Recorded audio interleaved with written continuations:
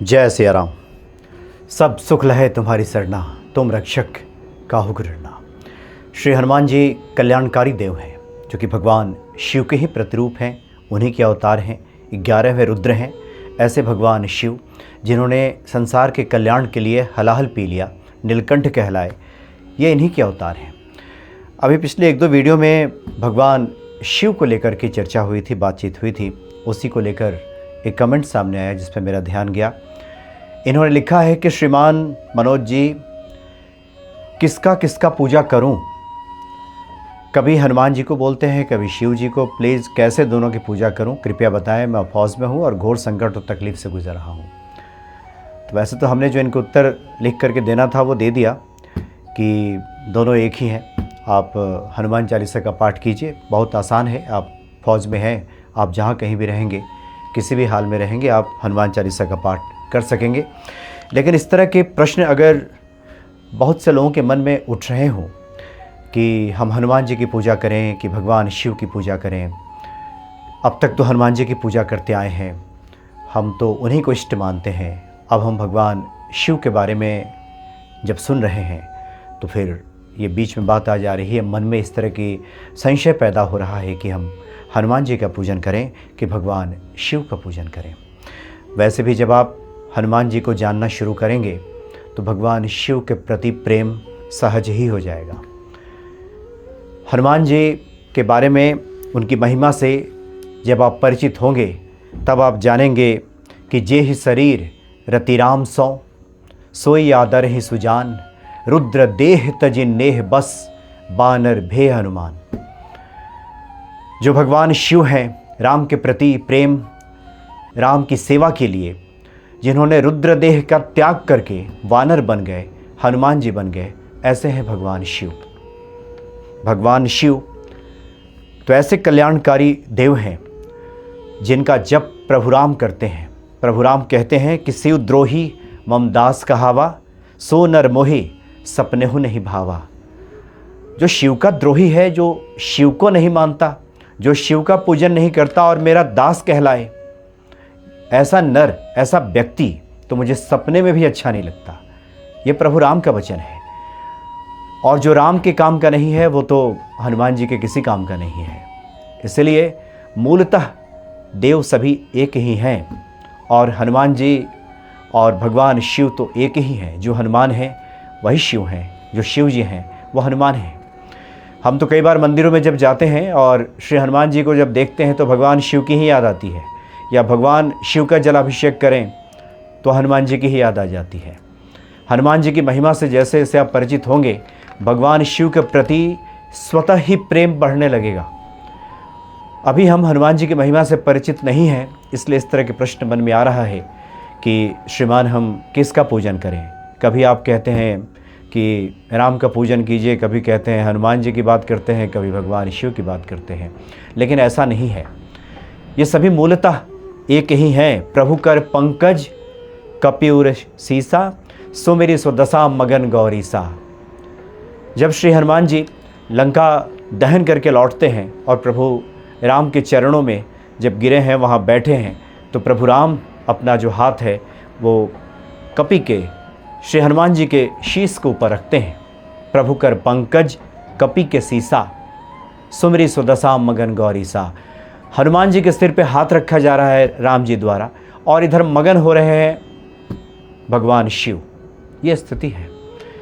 हनुमान जी के शीश पे प्रभु का, राम का हाथ पड़ता है और मगन हो जाते हैं भगवान शिव, क्योंकि श्री हनुमान जी स्वयं रुद्र हैं, भगवान शिव ही तो हनुमान जी हैं।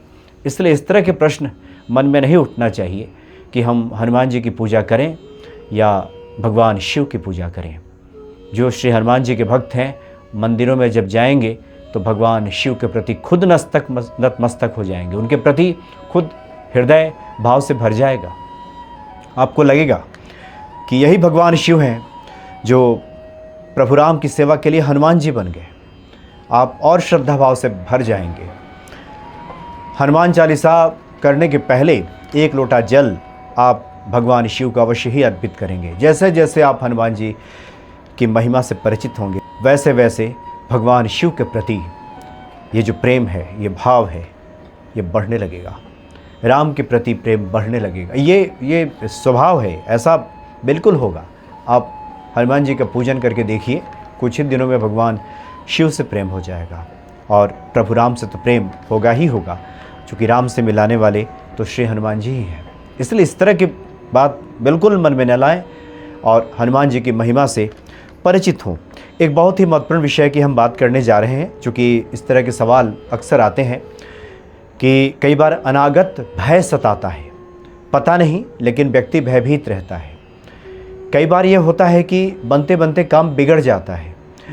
अब क्यों बिगड़ जाता है, कैसे बिगड़ जाता है, सफलता नहीं मिलती। कुछ लोग कहते हैं सब कुछ तो ठीक ही था, सब कुछ अपनी गति से चल रहा था, लेकिन न जाने क्यों इस तरह की बाधा आ गई और बनता काम बिगड़ गया।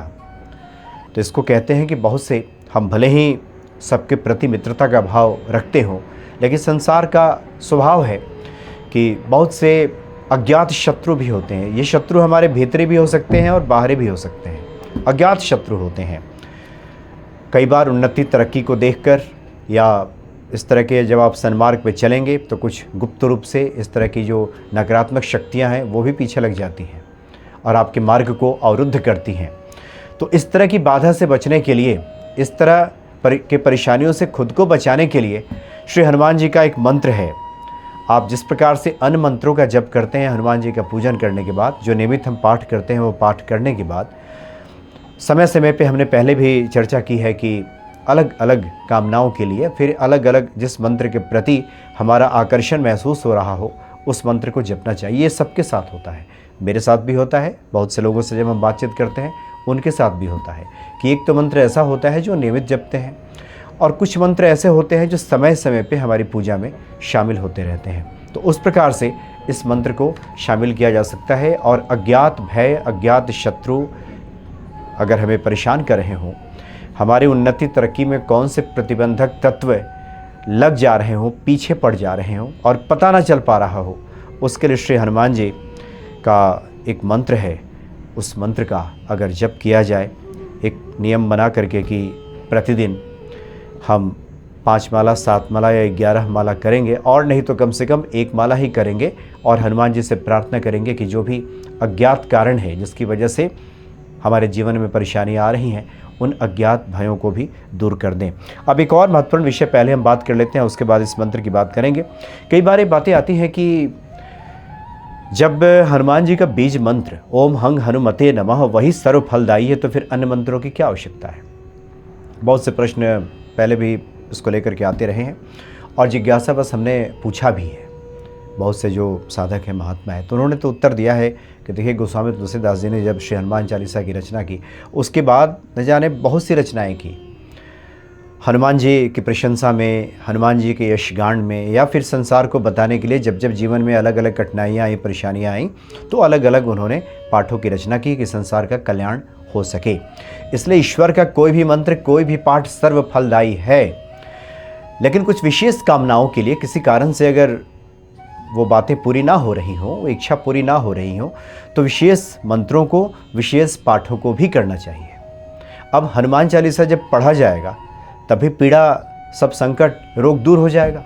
ना से रोग हरे सब पीड़ा, संकट कटे मिटे सब पीड़ा, तो सब दूर हो जाएगा। लेकिन फिर भी गोस्वामी तुलसीदास जी ने हनुमान बाहुक की रचना की। तो विशेष तौर पे जो लोग बीमार होते हैं इस पाठ को करते हैं, तो इसलिए इस तरह से इसको ध्यान में देने की आवश्यकता है कि कुछ विशेष कामना है, उसके लिए अलग अलग पाठ और अलग अलग मंत्र का जप करना चाहिए। तो अज्ञात शत्रु, अज्ञात भय, क्यों हम पिछड़ रहे हैं या फिर क्यों हमें सफलता प्राप्त नहीं हो रही है, क्यों हमारे जीवन में रोग शोक आ जा रहे हैं और जिसका कारण का पता नहीं लग रहा है, यानी इसको अज्ञात शत्रु कहते हैं। तो ऐसी बाधाओं से बचने के लिए हनुमान जी का मंत्र है कि अंजना गर्भ संभूत कपिंद्र सचिव उत्तम राम प्रिय नमस्तुभ्यम हनुमन रक्ष सर्वदा। इस मंत्र का रुद्राक्ष की माला से 5 माला, 7 माला या 11 माला जितना संभव हो सके, या फिर कम से कम 1 माला, अगर समय का अभाव है तो कम से कम 1 माला का जप अवश्य करना चाहिए कि अंजना गर्भ संभूत कपिंद्र सचिवोत्तम राम प्रिय नमस्तुभ्यम हनुमन रक्ष सर्वदा। इस मंत्र का जप किया जा सकता है तो अज्ञात शत्रुओं से, अज्ञात भयों से हमें मुक्ति मिल जाती है। इसलिए जो भी चर्चा हनुमान जी को भगवान शिव को लेकर होती है, प्रभु राम को लेकर के होती है, उसका उद्देश्य तो यही होता है कि हम वास्तविक मर्म को, रहस्य को समझें और ईश्वर के प्रति हमारा प्रेम बढ़ जाए, भेद बुद्धि ना बढ़ जाए कि ये अलग हैं, राम अलग हैं, कृष्ण अलग हैं, शिव जी अलग हैं, हनुमान जी अलग हैं। सबका इष्ट तो एक ही होगा, लेकिन जैसा भाव जिस ईश्वर के प्रति हम रखेंगे, जब हम मंदिरों में जाएंगे और उसके मूल स्वरूप को जब समझेंगे तो अलग अलग विग्रहों में भी अपने इष्ट का ही दर्शन होगा। जब भक्ति की अवस्था आती है तो ये भी अवस्था आती है भक्त के भीतर। इसलिए भगवान शिव को, प्रभु राम को, हनुमान जी को या फिर माता के किसी भी स्वरूप को अलग देखने की आवश्यकता नहीं है। हनुमान जी में तो ये तीनों शक्तियाँ स्वयं ही समाहित हैं। वो वैष्णव भी हैं, शैव भी हैं और शाक्त भी हैं।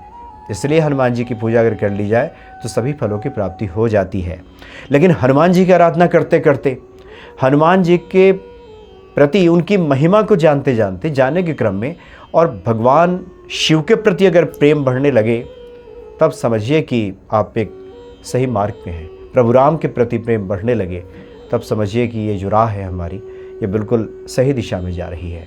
क्योंकि हनुमान जी के बारे में जब आप जानना शुरू करेंगे तो भगवान शिव के प्रति सहज ही आकर्षण हो जाएगा, सहज ही भगवान शिव के प्रति प्रेम हो जाएगा और लगेगा कि कितने कल्याणकारी देव हैं, ये संसार के कल्याण के लिए क्या कुछ नहीं करते। ऐसे हैं भगवान शिव।